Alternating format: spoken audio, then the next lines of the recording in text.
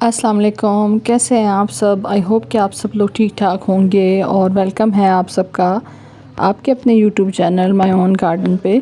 आज की जो वीडियो है उसके अंदर मैंने आप लोगों के साथ दो चीज़ें शेयर करनी हैं। एक तो मुझे एक कमेंट आया हुआ था कि सर्दियों के मौसम में हम किस तरीके से अपने प्लांट्स को फर्टिलाइज़ कर सकते हैं और ये इसके बारे में आप थोड़ा सा शेयर कर दें। और साथ साथ में अपने जो क्राइसैंथेमम हैं उनका अपडेट आप समझ लें कि मैंने जब उनको ग्रो किया था तो उसके बाद अब वो किस तरह से चल रहे हैं, कितने कलर्स जो हैं वो ब्लूम हो चुके हैं, वो भी मैं शेयर करूँगी। तो सबसे पहले तो एक मिसाल मैं आप लोगों के साथ शेयर करती हूँ कि अगर हम बीमार हों, खुदा न खास्ता कोई इस तरह की हमें तकलीफ़ हो, तो हम जो बहुत ज़्यादा हैवी ख़ुराक होती है, तली हुई या इस तरह से मिर्च मसाले वाली चीज़ें, ये चीज़ें हम नहीं खाते। सेम यही मिसाल जो है वो हमारे प्लांट्स के ऊपर आती है कि प्लांट्स हमारे जब डोरमेंसी में होते हैं, ख़ास तौर पे विंटर का जो टाइम स्टार्ट होता है नवंबर, दिसंबर और जनवरी और फरवरी के भी तकरीबन पहले 15 दिन, तो ये तमाम टाइम जो होता है ये प्लांट्स की डोरमेंसी या रेस्टिंग टाइम होता है। और इसमें जो है वो हमें कोशिश करनी चाहिए कि कम से कम प्लांट्स के साथ हम छेड़खानी करें, कि कभी उनको रीपॉट करें या उनको जो है वो उनकी रूट्स को डिस्टर्ब करें या उनकी सॉइल चेंज करें, बार बार उनको फर्टिलाइज़र दें। क्योंकि ये एक ऐसा टाइम होता है कि जैसे हम बीमार तो नहीं कह सकते कि प्लांट्स हमारे बीमार होते हैं, लेकिन वो टाइम ऐसा होता है कि उसमें प्लांट्स जो हैं वो बिल्कुल भी किसी किस्म की डिस्टर्बेंस जो है उसको पसंद नहीं करते।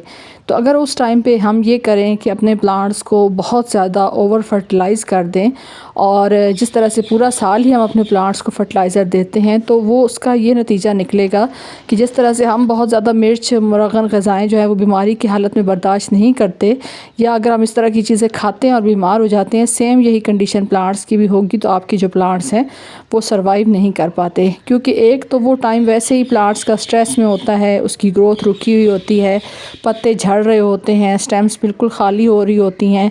कई दफ़ा तो प्लांट्स इतना ज़्यादा डोरमेंसी का असर लेते हैं कि वो दोबारा से सर्वाइव भी नहीं कर पाते। उस दौरान अगर हम ये कहें कि हमारा प्लांट जो है उसके लीफ जो है वो येलो हो रहे हैं या गिर रहे हैं, झड़ रहे हैं, तो शायद इसके अंदर किसी किस्म की फ़र्टिलाइज़र की कमी हो। तो वो फ़र्टिलाइज़र की कमी नहीं होती, वो एक नेचुरल अमल है। यानी अगर आपसे कोई बंदा गार्डनिंग के हवाले से ये चीज़ शेयर करता है कि सर्दियों में आप ये फ़र्टिलाइज़र इस्तेमाल करें, आपके प्लांट्स के पत्ते कभी भी नहीं गिरेंगे, तो ये बहुत ज़्यादा गलत होगा।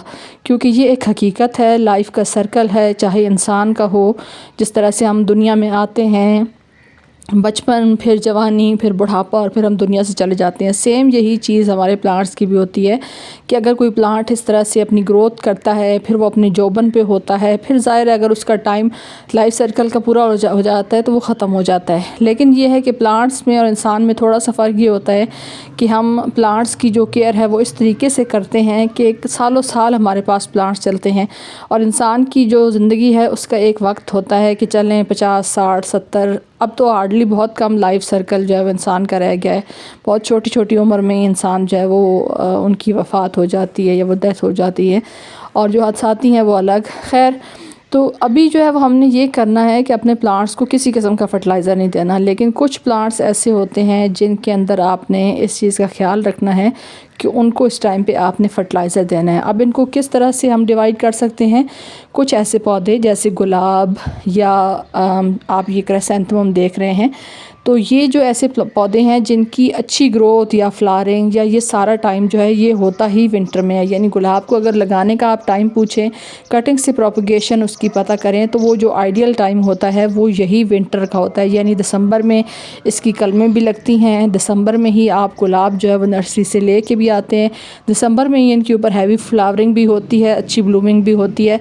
जितना ज़्यादा ठंड होगी उतना ज़्यादा गुलाब को वो मौसम पसंद आता है, गर्मियाँ जो है वो गुलाब को पसंद नहीं आती। उसी तरीके से अगर आप गुलाब को फ़र्टिलाइज़र देने की बात करें तो आप विंटर में गुलाब को फ़र्टिलाइज़र दे सकते हैं। सेम यही तरीका जो है वो आप गुल दाउदी के साथ कर सकते हैं।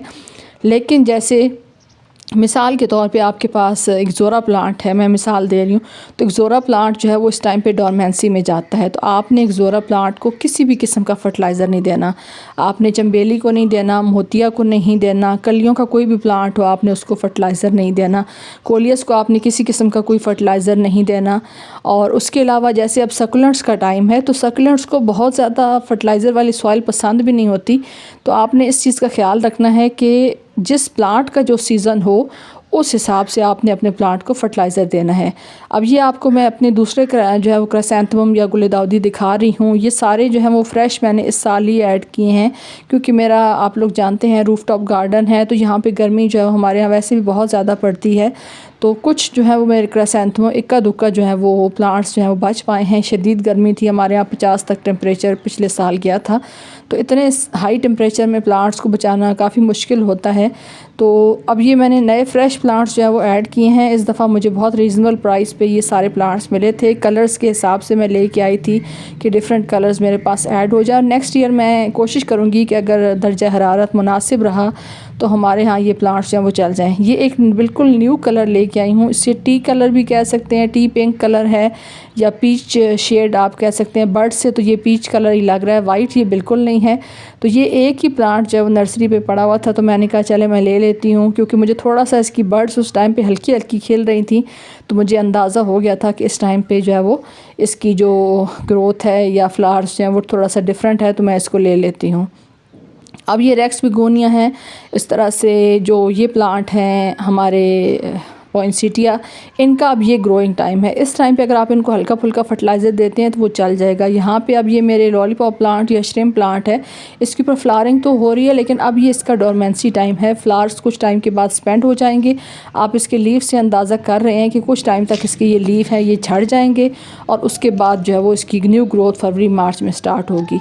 सेम यहीं पे आप अपने जो प्लांट्स हैं उसको देख के कि किस प्लांट के अंदर न्यू ग्रोथ हो रही है। जब जहाँ पे इसकी देखिए न्यू शूट्स निकल रही हैं, तो इसको आप इस तरह से लेके चल सकते हैं कि ये इनका ग्रोइंग टाइम है। तो अपने प्लांट्स की ग्रोइंग टाइम देख के फिर डिसाइड करें कि आपका कौन सा प्लांट जो है जिसको फर्टिलाइज़र इस टाइम पे ज़रूरत है, और कौन सा जो है उसको इस टाइम पे आपने फर्टिलाइज़र नहीं देना। तो आई होप कि जो शेयरिंग मैंने आप लोगों के साथ शेयर की है, जो मिसाल दे के शेयर की है, उसी तरीके से आपको समझ भी आ गई होगी। अपने प्लांट्स की हेल्थ देख के फर्टिलाइज़र दें। बहुत ज़्यादा ओवर फर्टिलाइज़ जब आप करते हैं प्लांट्स को, तो कई दफ़ा हम खुद अपने हाथों से अपने प्लांट्स जो हैं उनको ख़त्म कर देते हैं। तो आई होप कि आपको ये मेरी शेयरिंग अच्छी लगी होगी। अगर अच्छी लगे तो वीडियो को लाइक कर दें। Thanks for watching. अल्लाह हाफ़िज़।